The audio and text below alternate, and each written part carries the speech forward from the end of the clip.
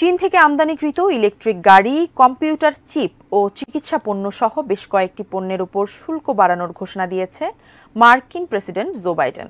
White House এক বিবৃতিতে জানিয়েছে, সাবেক প্রেসিডেন্ট ডোনাল্ড ট্রাম্পের আরোপ করা শুল্ক বহাল থাকবে এবং নির্দিষ্ট কিছু পণ্যের উপর শুল্ক বাড়বে। এর মধ্যে বৈদ্যুতিক যানবাহনের শুল্ক 4 গুণ বাড়িয়ে প্রায় 100%-এরও বেশি করা হয়েছে।